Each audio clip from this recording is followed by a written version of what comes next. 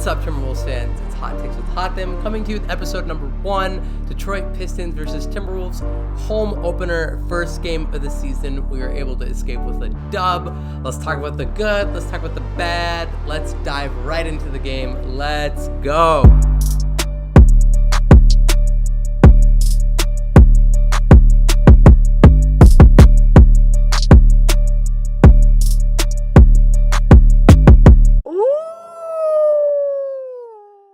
Some expectations set for me from preseason. We need to improve on pick and roll defense, interior defense, and offensive ball movement to open up good shots. Things we struggled with in preseason, were we going to be able to improve on these things today? The answer was no. We'll talk about that in a bit. Our starting lineup was a little different today.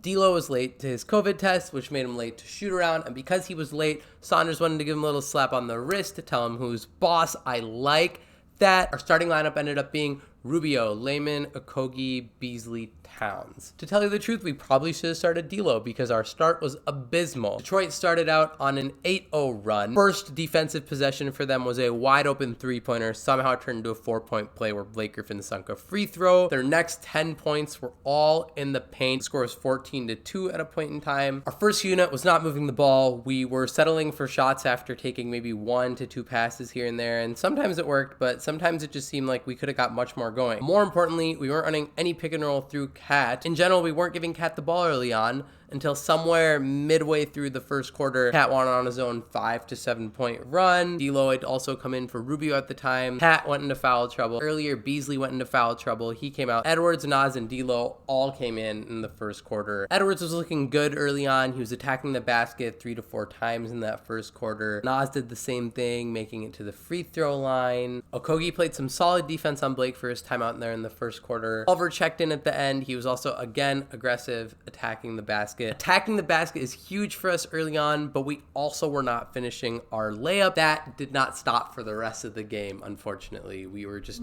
bunnies everywhere. Second quarter started off with a cool highlight from Anthony Edwards. He had a spin move, amazing finish. He drove to the lane, got fouled, some free throws, and he had a nice pick and roll where he had a lefty dish to Nas Reed. Overall, just love his aggression and really want him to use it as the season goes on. With the contributions of Edwards and Culver attacking the rim, being aggressive, and with the spark plug that D'Lo was in the end of the first to the second quarter, we were able to almost tie it up 57-56 going into halftime. First half, D-Rose really gave everyone the business. He was pushing the ball, pushing the tempo for them. Third quarter started, our ball movement was a little bit better. D'Lo and Cat found Beasley cutting in for some easy buckets, but our defense was the same. They went on a 10-0 run early on in the third. The points were where? In the paint. Towns had some beautiful passes early on, but he was overpassing a little bit too much, leading to turnovers. Towns is going to have to find a balance between this because we need his creativity on the offensive end, but it cannot come at a cost of us losing the ball and becoming sloppy. In the third quarter, we just weren't playing very well. Towns missed wide open three-pointers. We were missing all these layups. Our role players were not playing well at all. Juancho, Nas, and Layman missing easy layups and shots, giving defenders the easiest buckets, and we were losing going into the fourth quarter. Now, this is where things got interesting. It was a 5 to 6 point game with about 6 minutes left. The closing lineup Saunders wanted to go with was Rubio, Cat,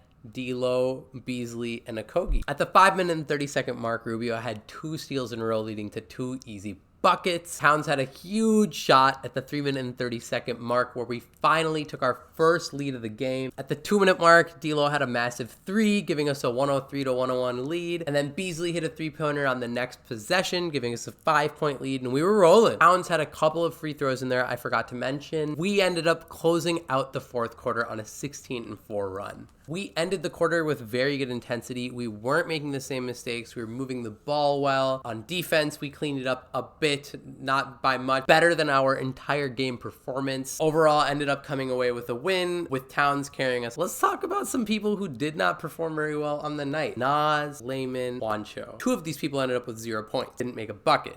Combined had 4 rebounds. Layman and Juancho, they have to step up in their role. At the very least, find yourself on the 3-point line, get open, make your bucket, and don't miss layups. Nas's interior defense was not as good as I've previously talked about before. Then again, no one was protecting our paint. It was wide open. We were like, hey, just come get a layup here. Oh, you want one here? Here, here, here. On offense, Nas had some embarrassing misses. He's got to harness his energy. He seemed to end up on the floor way more than he should have. Seems like everyone else who got some minutes had some good performances for us. Who played well for us today? Culver Edwards. They attacked the basket. They got to the line. They made their free throw. They went into the paint and they got some rebounds. Culver ended the night with a double-double, 3 of 6. Edwards had 15 points, 4 rebounds, 4 assists. I thought it was a pretty quiet performance out of him. He had a couple of good looks where he missed a layup, went right back up and finished them. A reverse layup, a dunk, a 3-point shot. Wonder whether he'll crack the starting lineup. Definitely see the potential there. Don't know how everyone will get their shots distributed. Could happen. Could happen. I'm going to give Okogie a thumbs up on defense primarily. On offense, he missed some layups. On defense, he held Blake Griffin to 15 points. He contained one of their few forces to 15 points, which was huge for us. Malik Beasley was a beast for us. 23 points, 10 of 18 shooting, attacking the basket for layups, going in for rebounds, shooting the 3-ball well. Good energy and good awareness from Malik today. It looks like he's going to be our energy boost this season. That extra battery charge that's going to take our team to this extra level of intensity or another level of hunger. Our biggest performances of the night were from our 2 lovely all-stars, D'Lo and Kat. You guys saved us. D'Lo provided some instant offense for us in that second half with the second unit. Also hit some big shots for us in the fourth quarter. Ended the night with 18 points, 4 assists. Need to see more from you, D'Lo. You need to distribute the ball and make life easier for everyone else. Karl Anthony Towns. What a performance. That fourth quarter where Karl Anthony Towns had crucial rebounds, crucial assists, crucial points. He scored 15 points in the first half. All the rest of his points, the 7 points he scored, were all in the last 5 minutes of the fourth quarter. Huge points for us. Great composure. It was awesome to see our offense ran straight through Cat. Something in past years I think Wolves fans would have complained about. Turnover here, dumb shot there, your shot got blocked, but with the personnel that we have now, giving him the spacing and the opportunity to be the offensive playmaker he is, and to see it work on regular season game number 1 is a great start to the season. We got a tough back-to-back ahead of us. On Saturday we play Utah, and on Sunday we play the Los Angeles Lakers. The most important takeaways from tonight that are going to be crucial against 2 playoff winning teams with Donovan Mitchell, LeBron James, where their offense is a lot of hunting matches and pick and rolls until Donovan and LeBron find what they want. I don't know how we're going to do on the defensive end. I'm not particularly happy. I mean, it's a pretty cold take. Think we're going to lose both of them just based on the way our defense is looking. Not only is it a back-to-back, our defense doesn't look very prepared for the offenses that they have. I mean, Conley, Donovan Mitchell, LeBron, AD, really don't know what to expect. Unless we're able to clean it up on the defensive end, then hey, yeah, we can compete on the offensive end. So long as our offense isn't sloppy, moving the ball, using Cat and D'Lo, Rubio getting some more touches. He didn't get that many touches today, but Rubio being able to guide this offense, maybe we got a good shot. I am excited to see how we do against some top tier talent, just to see where we stand. Should be a fun next couple of games.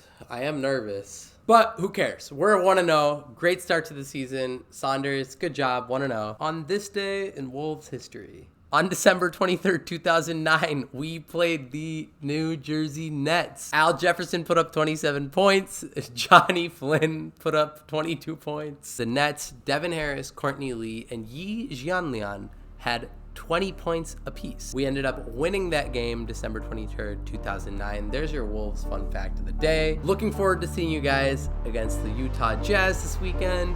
If you could like my channel, subscribe to it, that would be awesome. Take care, guys. Let's go Wolves. See you next time.